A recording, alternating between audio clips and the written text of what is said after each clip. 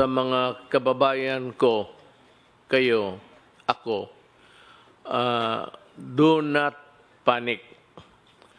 Huwag kayo masyadong ma-stress na parang hindi mo na magawa ang gusto mong gawin. Pwede pa rin, pero may restrictions tayo. May mga kondisyon dahil nga sa crisis. The crisis is very, very clear. COVID-19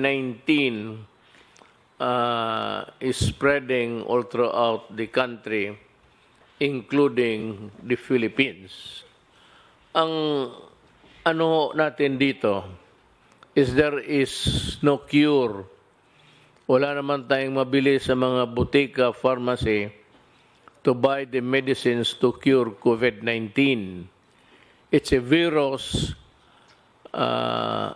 Ang panglaban lang natin dyan yung katawan natin na medyo in good health, na walang sakit. Yung medyo may mahina, make yourself healthier by whatever means, maybe food, vitamins, but most of all, try to obey what government is suggesting or ordering you to do. Huwag kayong matakot, huwag kayong manervyos, pero wala pang sabi ko mga antidote nito. It would only come in a form of a vaccine. Kagaya ng kagating kayo ng aso, tapos there is the tawag nilang rabies or rabies, if you may, pang-away. Sarili rin niyang it's a form of their germs, mutate lang to fight, to warm our bodies, magbigay ng signal sa katawan natin na merong mga germs na pumapasok sa katawan mo, and the only way to fight it is to yung mga sundalo na tawag nila antibodies, yung pang-away mo sa mga madudumi, mga kagaw, germs, sila yung ma-alert at sila yung papatay ng virus. But until now, wala pa ho yan. So, nandyan na yan. It's a serious one. It is true. Huwag ninyong maliitin.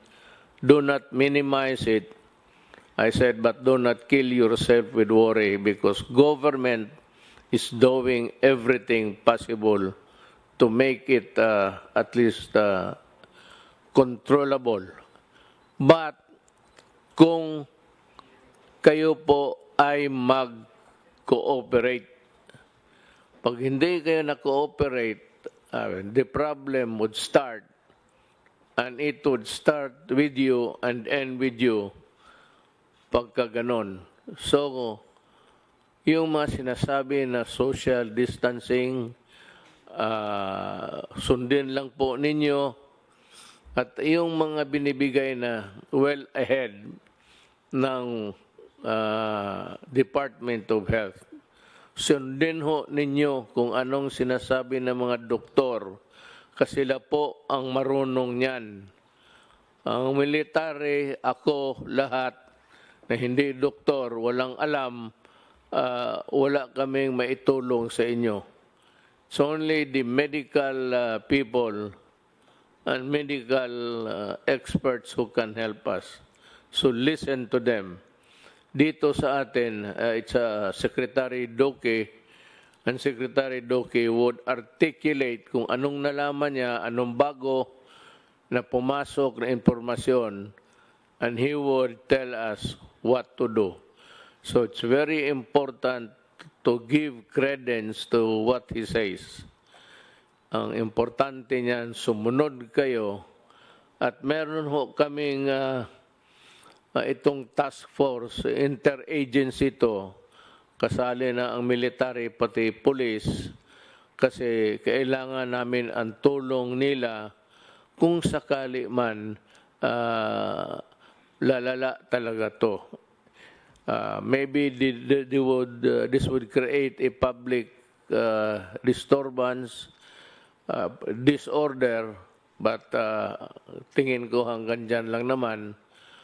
Kasi, I know that you want to follow because you want to help everybody, including yourself and your family. Meron ho kaming resolution ngayon, but maybe I will convert this into an executive order para masunod talaga lahat. Ang sinabi dito, ang una, ang resolution is yung a province quarantine is advised when there are at least 2 positive COVID-19 cases belonging to different municipalities, component cities, or independent component cities in the same province, ito ng national capital ng isang probinsya.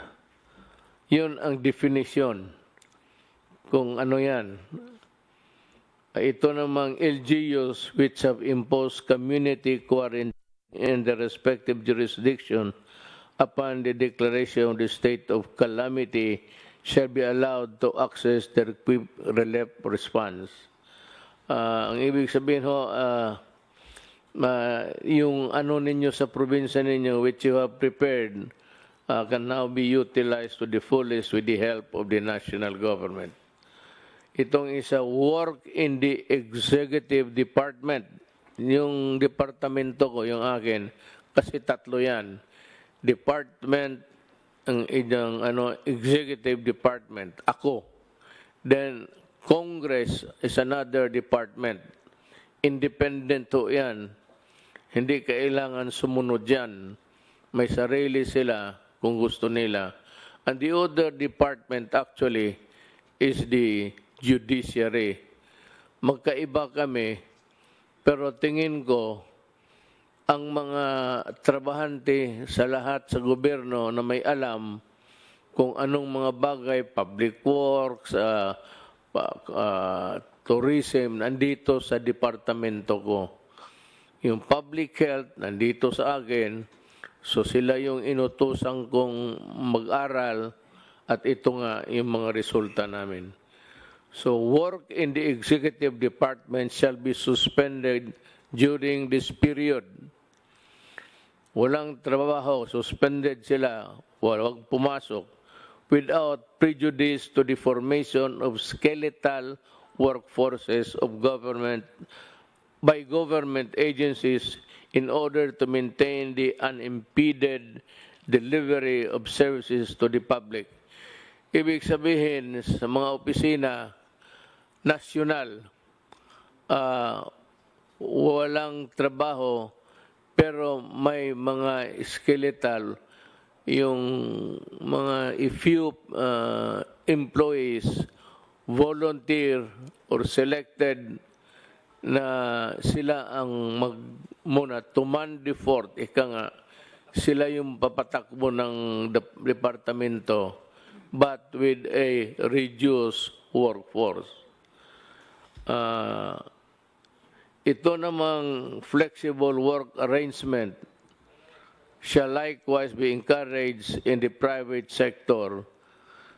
The Department of Labor and Employment and the Department of Trade and Industry shall issue guidelines to safeguard the welfare of workers.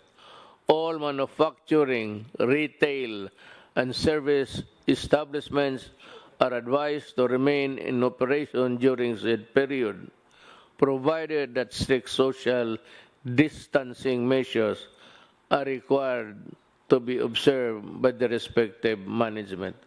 Ibig kong sabihin sa pribado, labas sa gobyerno, ang trabaho tuloy-tuloy, pero ganun rin, reduce, Ang skeletal pa medyo ano lang, yung pinili lang at yung walang mga sakit, magtatrabaho sila. But ang may-ari ng factory o anong klaseng negosyo mo, warehouse, see to it that they are taken care of by their mga management. Huwag ninyong hayaan ang mga trabahante ninyo. Mass public transports, including the light rail transits, the Metro Rail Transit, and the Philippine National Railways shall continue in operation. Tuloy-tuloy ho ang trabaho ninyo, provided the Department of Transportation shall issue guidelines to ensure social distancing in said public transport. Ibig sabihin, tuloy-tuloy ang trabaho ninyo, pero ang social distancing, yung distansya mo to the other fellow, medyo malayo. Kasi pag nag-ubo siya o umatching, at least ang yung germs niya hanggang doon lang, hindi niya maipasa because there is the distance. Kaya it behooves upon the transportation department to come up with the guidelines based on what the health department orders. Lahat dito po, ang pinaka-importante, pinakatigas, ika nga, ang Department of Health. Kung ano man ang gagawin natin, kung anong iutos nila para sa atin, susundin talaga natin. Hindi ako, kung hindi si Dr. Duque ng DOH. Land, domestic air, and domestic sea travel to and from Metro Manila shall be suspended beginning 15/2020, March 15, 2020, and to end on April 14, 2020 sa alas 12, subject to the daily review by the Interagency Task Force. So, walang lumipad, ang mga travel is limited, pero itong mga railways sa baba, okay yan. At the same time, observe again social distancing. Pero sa aeroplano po, beginning March 15, 2020, March 13 tayo ngayon? 12. March 15, midnight, from it takes its force and effect. So, tandaan ho ninyo yan. Pero subject again to review day to day. Tingnan namin kung ano ang nangyayari. Kung if there is a slowdown in the contagion, or ganun yan medyo mawala lang ng kanya, that is the history of itong mga sakit na ito. They come and go in every 2 or 3 generations. Meron talagang problema itong binigay sa atin at wala tayong magawa.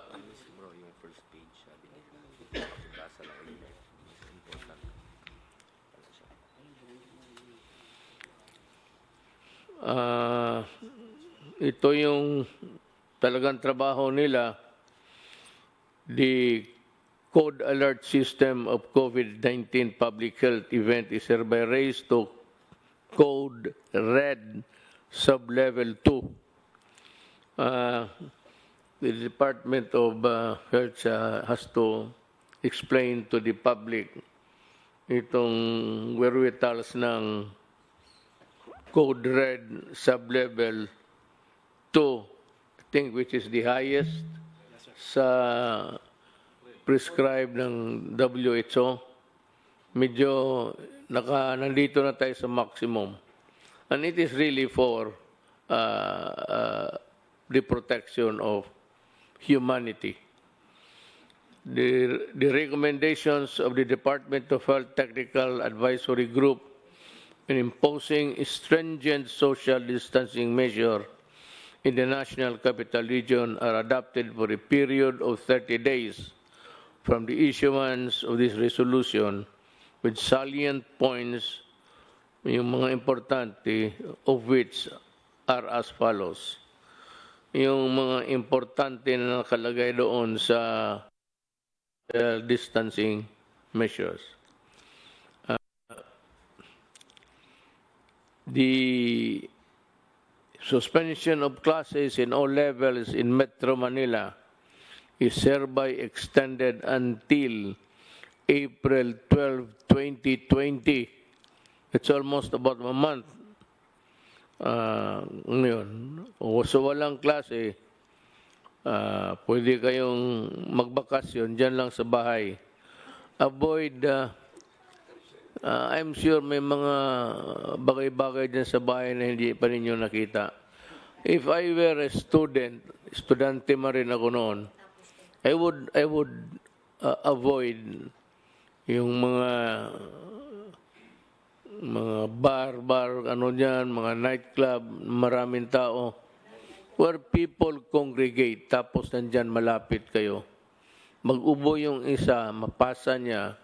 Pag nakuha mo, nag-ubo ka, pasa mo rin doon sa kabila. So try to avoid people, crowds. Yun, for your own protection. Huwag kang, may mga tao kasi na magsabi, wala yan. Kung patay ka, patay. Tama. Pero kung patay, patay ka rin talaga. Wala rin tayong magawa. So, kaawa naman ang nanay pati tatay ninyo. So, better just stay within the premises of the house. If I were you, alam ko na kung anong gawin ninyo. Bili kayo ng cellphone na marami.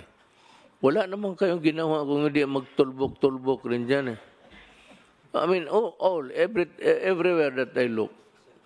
Dito sa walang pakialam ang tao. Sige, nandoon na sa cellphone. So, we are reduced to a one village. Di mas malapit. Instead of talking, you have your cellphone. And that is a benefit which was not given us during our time.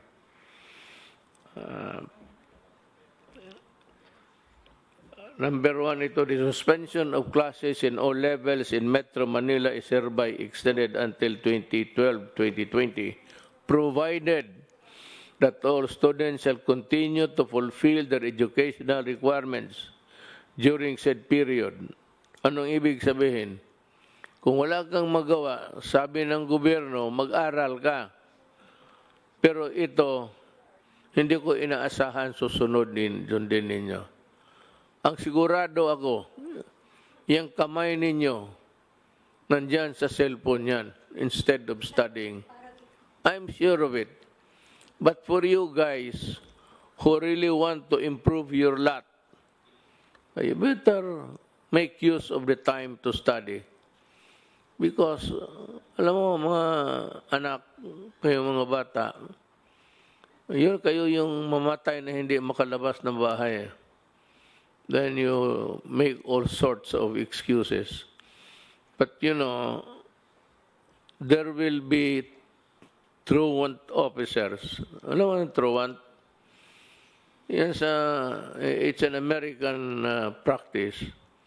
Pag makita ka sa labas, pasakay sa palaboy-laboy ka lang dyan, wala kang ginagawa, sisigaw-sigaw kayo, lalapitan kayo ng pulis pati military, tatanungin kayo, then you have a problem. Pag sinabi mo na wala, nandito lang kami sa labas, then maybe if you are arrogant, nadadaling ka sa stasyon for record purposes. That you are disobeying, that you are intransigent, and that you are not fulfilling your duty.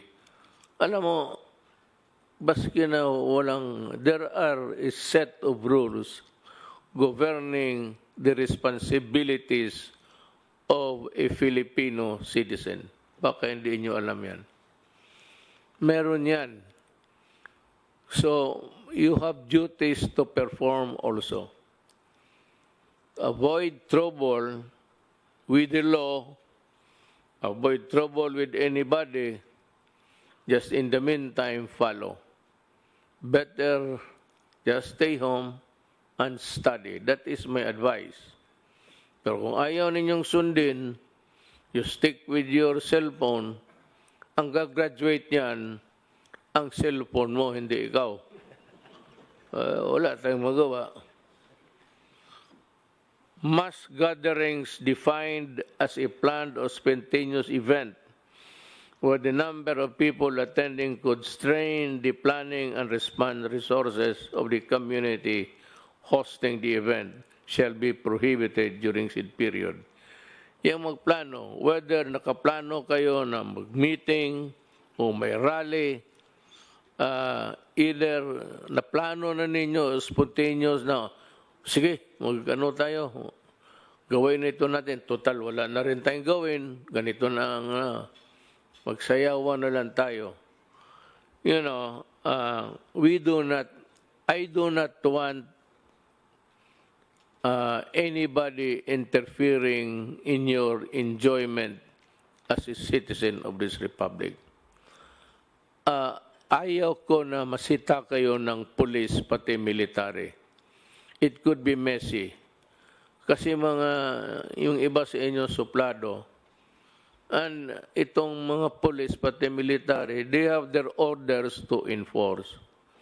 So that if you are in this category of a grupo kayo tapos magmalapit, yung social distancing is no longer obeyed, and you are violating the rules, and if you insist, it is one of a just mere confrontation to something like disobedience, which is punishable under the revised penal code. Kung makipag-away ka, it becomes baka masuntok mo then it becomes an assault on an agent of a person in authority. In which case, from a simple violation of a rule, it will now ripen into a crime that is punishable by law. And you can go to prison. That's the problem. Ayaw ko. Ayaw ko na masita kayo ng military pati police. But ako sa inyo, if you are advised, just obey. Wala namang mawala sa inyo. Total, sa inyo yan eh. It's for your own good. Hindi naman ito para sa amin. Kung I hate it, but you have to do it because there is a crisis that is engulfing the country right now. Community quarantine is hereby imposed in the entire of Metro Manila. And in other areas, the LGUs are advised to abide by the following guidelines, imposing localized community quarantine in the respective jurisdiction. For Manila, ayaw namin gamitin yan, pero kasi takot kasi sabihin lockdown. But it's a lockdown. There is no struggle of power here. Walang away dito, walang gera. It's just a matter of protecting and defending you from COVID-19. That's about it. It has nothing to do with the power of the military or the power of the police, nor or my power and these guys beside me. Hindi yan. It's not an issue of, it's just an issue of protecting public interest and public health. Yun lang. A barangay-wide quarantine is advised when at least 2 positive COVID-19 cases belonging to different households sa barangay. Kung sa isang barangay may 2 na infected, medyo i-quarantine na ninyo yung barangay ninyo. Itong problema sa 2, sabihin na it behoves on the barangay captain actually. The barangay captain is under the administrative code is a person in authority.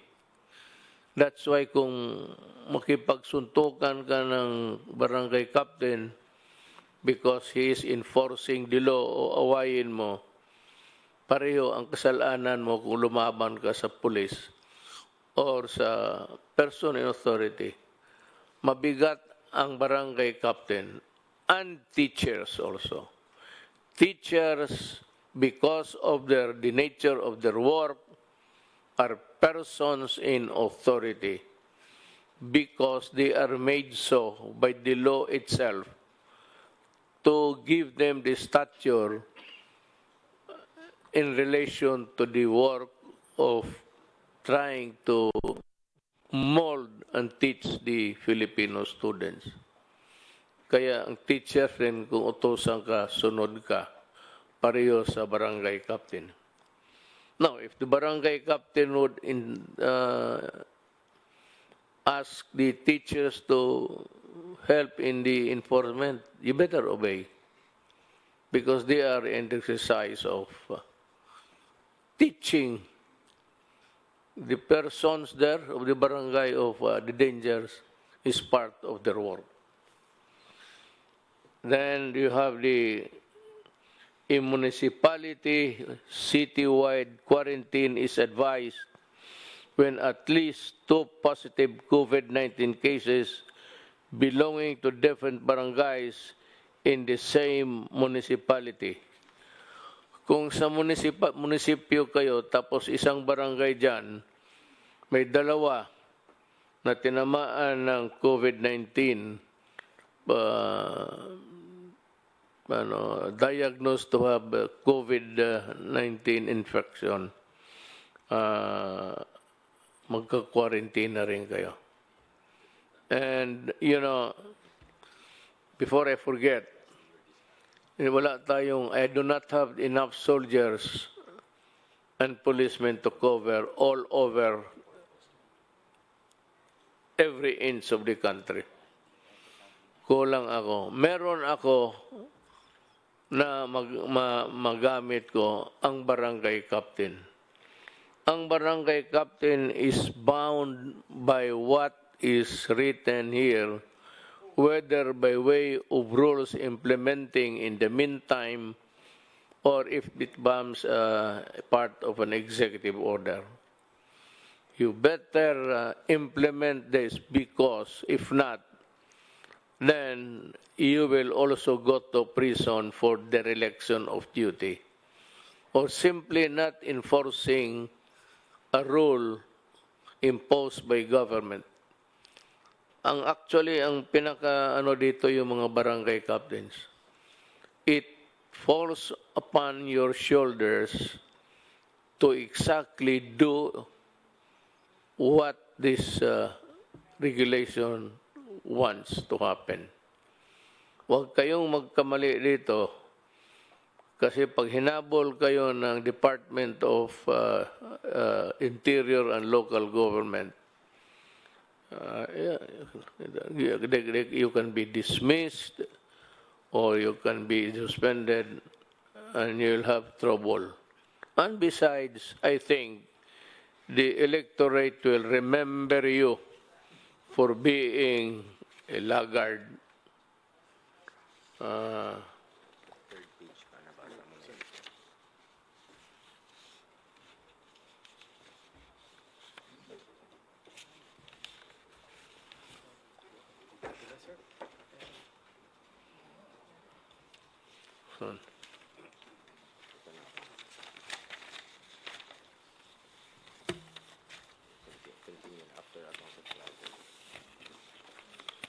Kita mo si Senator Go, siya lang ang working hard talaga.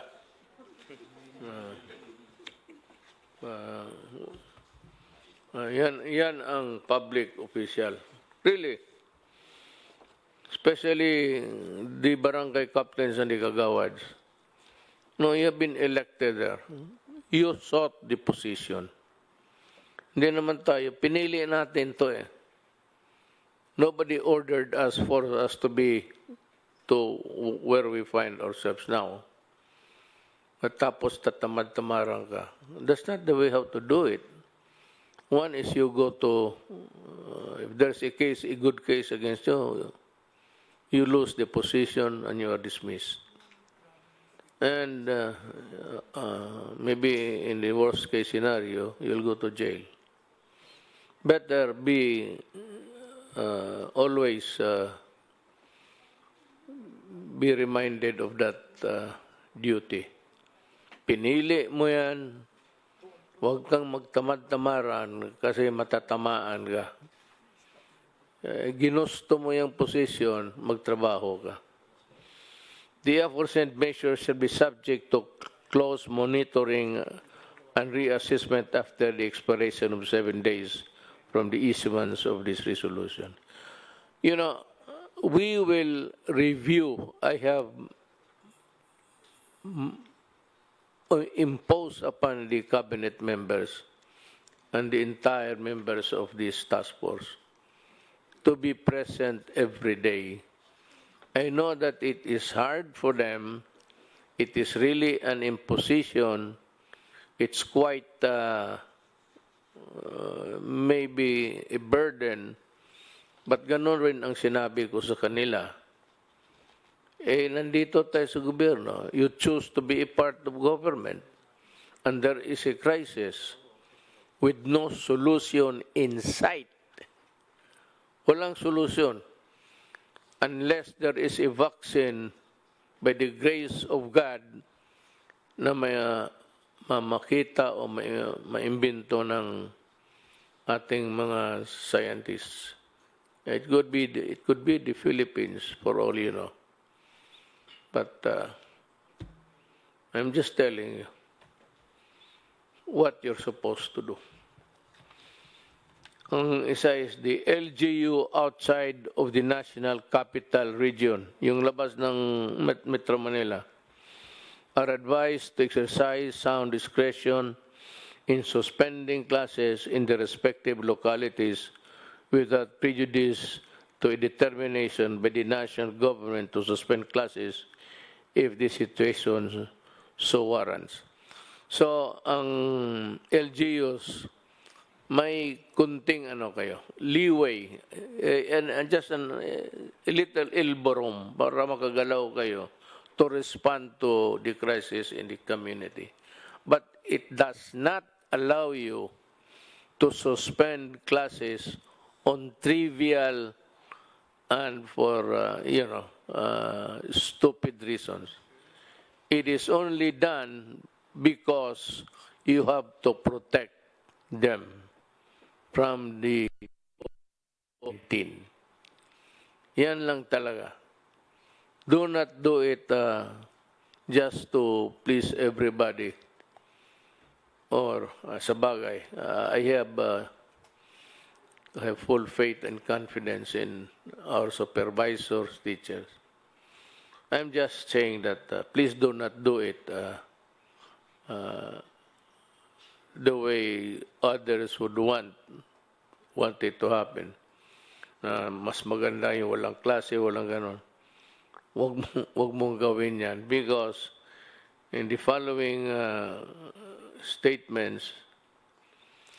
The Philippine National Police and the Armed Forces of the Philippines, in coordination with the Interagency Task Force, shall be called upon to ensure effective and orderly implementation of the above measures. Hindi ito martial law. It is not a martial law. It's not even something extraordinary. But what is sought to be solved here is again, walang iba except to fight the virus and to exact compliance. Mas mabuti talaga yung maniwala kayo. Now, ang sunod, a meeting shall be conducted daily by and between the secretaries of the number of agencies of the IATF, that is the Interagency Task Force, sa COVID, including the Cabinet Secretary, Secretaries of National Defense, Environment, and Natural Resources, Trade and Industry, Social Welfare and Development, Education, Agriculture, the Chiefs of Staff of the Armed Forces of the Philippine Navy, Philippine Air Force, and Coast Guard, because in a total breakdown, I would need their help to carry on with the governance. Kailangan ko sila. Not to fight with you guys. Huwag kayong matakot sa sundalo ninyo. Sundalo ninyo yan. Ang armed forces is there to serve you. Sila yung sundalo ninyo. So huwag kayong matakot kung nandyan sila sa utos ng mga civilian authorities. Yung mag-utos sa amin, Department of Health Secretary lang naman eh. So, but when he says to the military and the police, you have to implement this. Obey them because they have the imprimatur of the civilian authorities. Huwag kayong do not try to play with martial law, military. And then. Pero ang sa totoo, ni total breakdown, public disturbance, alang-alang kami ang iharap mo. Wala naman kaming, it's always the military who keep things in the country in order. Sila yan. Titingnan nila na everything is order every day of their working days. Tingnan nila na ang Pilipinas safe at gumagana ang lahat ng mga tao, pati mga opisina. The balik manggagawa overseas Filipino workers shall be allowed to travel to mainland China except to Hubei province upon execution of a declaration signifying their knowledge and understanding of the risk involved, provided that the health advisory pamphlet shall be handed out to the OFW upon departure. Hindi nga eh. Not only pamphlet, baka hindi mo basahin. You will be gathered in one corner or in one room, one corner, at sabihin sa inyo ang mga, I don't know if it's a Tagalog or Bisaya, mga risgo, the risks that you will be taking when you go back to China.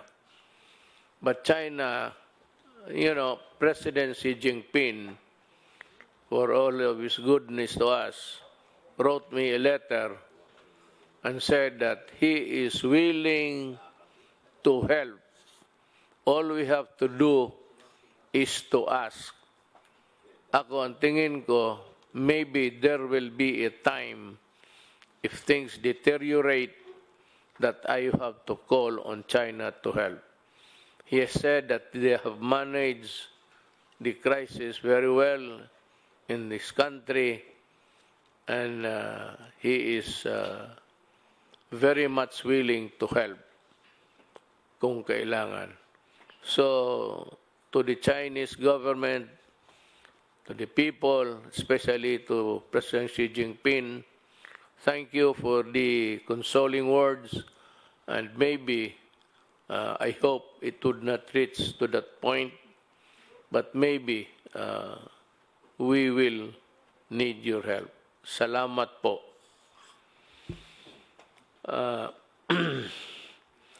The entry travel restriction shall be imposed upon those traveling from countries with localized COVID-19 transmission, except for Filipino citizens, including their foreign spouse and children, if any, holders of permanent resident visa. Remember, Filipino, walang problema. Holders of permanent resident visa and holders of diplomatic visas issued by the Philippine government. Yung travel dito ang gustong pumunta, hindi tatanggapin, lalo na kung yung bayan nila has ordered a restriction sa travel. Mismo yung bayan nila hindi pumayag na mag-travel sila tapos pupunta sila dito, hindi rin natin sila tanggapin. But, ang Pilipino, pati yung pamilya niya, because they are Filipinos and this is their country, they are very much welcome to come back. Lalo na sa panahong ito, if they want a more secure, comfortable place. Now, with regards to itong mga diplomat, hindi naman kailangan papasukin yan sila. Total, kung sabihin lang rin sa kanila, huwag kayong lumabas dyan sa embassy ninyo. Huwag kayo magpasyal-pasyal, dyan lang kayo. Kasi baka kayo pa magdala ng sakit ng ulo sa aking bayan. I don't mind Filipinos giving me a headache, but I certainly do not want anybody other than Filipinos to be giving me headaches. So yan ang yun ho ang maibigay ko sa inyo na payo. You might, sometimes it's a convoluted thing to listen, pabalik-balik. Ang simple lang yan. The purpose to protect and defend you. From what? From COVID-19. Then what is the purpose of government? The purpose of government is see to it that things are in order. To do that, if things deteriorate, I said, the military and the police will maintain order. Kaya nga tawag niyan, peace and order. There has to be a peace, and that peace, nakalagay na, orderly. There must be order in the country, and that is all. The purpose is to, I said, guard your well, sumunod lang kayo, lahat ng bayan ng buong mundo nauna pa sa atin. Tayo tinitignan lang kasi mabilis sa kanila.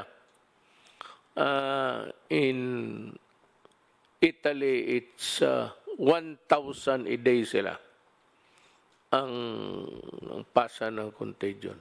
Dito sa atin, medyo maliit pa. Pero numbers in a crisis can be, cruel. But overnight, makita mo, meron ng talagang mabilis na. So what we are trying to control is people with COVID, na tapos yung ilayo natin yung healthy ones, sila yung i-target natin, not for anything, but for their own good. they will be asked to maybe go to the hospital and seek treatment. Yung mga test ng test diyan sa para sa kung may infection ka o hindi. Libre yan. Libre, no? Libre, walang bayad. Kung wag naman kung healthy ka, no need.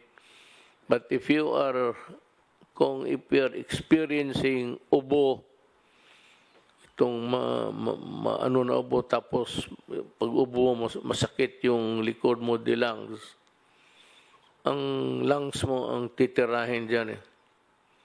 And if it's too late, hindi na kaya ng antibiotics yan.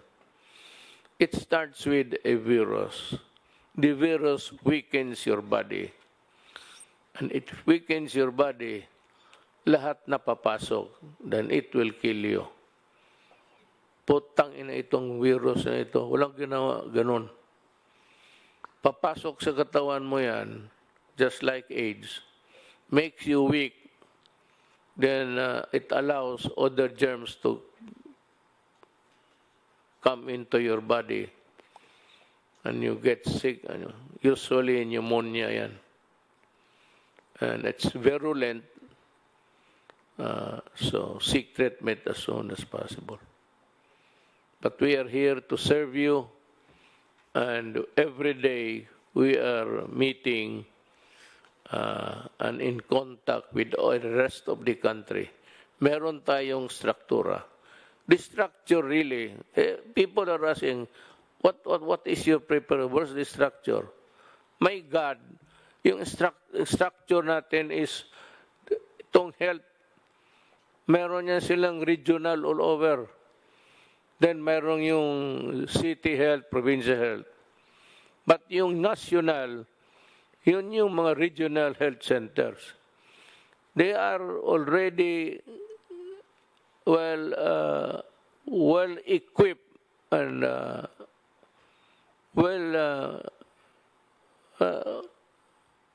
nag-aral na yan kung ano ang gawin nila. There is the structure.